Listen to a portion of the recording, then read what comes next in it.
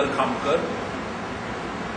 मी गेले 12 वर्ष या बॉडी बिल्डिंग फील्डमध्ये आहे आणि आत्तापर्यंत मी 3 वेळा भारतश्री, 2 वेळा महाराष्ट्रश्री आणि जी ऑल इंडिया रेल्वे चॅम्पियनशिप होते त्यामध्ये मी सलग 5 वर्ष मेडल आणून मी एक वेगळं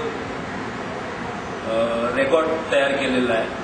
आता पण महाराष्ट्रामधला एकही असा खेळाडू झाला नाही की त्यांनी सलग 5 गोल्ड मेडल आणलेले आहेत असा कुणीही नाही।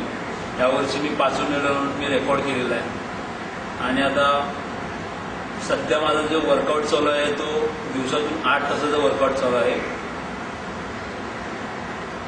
मुंबई येथे मी सायन या ठिकाणी राहते आणि गेले 4 वर्ष मी सेंट्रल रेल्वे या ठिकाणी आज रेल्वेचा जॉब करतो। स्पोर्ट्समन म्हणून माझी या ठिकाणी निवड झाली होती 4 वर्षापूर्वी। त्यामधूनच या बॉडी बिल्डिंगमुळे मला या रेल्वेमध्ये जॉब मिळालेला आहे आणि आत्ता जी माझा दिवसाचा जो खर्च आहे तो कमीत कमी 1200 ते 1400 रुपये दिवसाचा खर्च आहे। याच्यामध्ये मग चिकन, अंडी, फ्रूट्स आणि जे सप्लिमेंट्स आहेत ते बाहेर गावावर येतात, याचा सर्वात जास्ती खर्च आहे। आणि जो रेल्वेचा जो पगार मिळतो तो अगदीच कमी, म्हणजे 6 ते 7 हजार रुपये पगार आहे।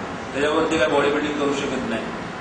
मग याच्यासाठी मग पर्सनल ट्रेनिंग वगैरे असं घेऊन या बॉडी बिल्डिंगची सुरुवात चालू आहे आमची। आणि जर या ठिकाणी जर मला कुणी असा मोठा स्पॉन्सर जर मिळेल की त्याच्या नावावर खेळून सुद्धा मी पुढे जाईन आणि त्यांचं पण नाव येईल आणि माझं सुद्धा नाव येईल, संगीत महाराष्ट्र आणि भारताचं पण नाव होईल, असं पण जर स्पॉन्सर मिळेल तर मी निश्चितच देशाबाहेरचे मेडल मी घेऊन आल्याशिवाय राहणार नाही। आतापर्यंत ज्या कॉम्पिटिशन होतात त्यामध्ये जी रक्कम मिळते ती रक्कम म्हणजे खर्च केलेल्याची रक्कम पुरेपूर निघू शकत नाही अशी रक्कम असते। तरी पण यावर्षी बऱ्याच चांगल्या कॉम्पिटिशन झालेल्या आहेत। आताच महाराष्ट्र झाली होती त्या ठिकाणी जवळजवळ 1 लाख रुपयाचं प्राईज मिळालं होतं, परंतु त्या स्पर्धेसाठी मी केला होता तर 2 लाखापर्यंत माझा खर्च झाला होता।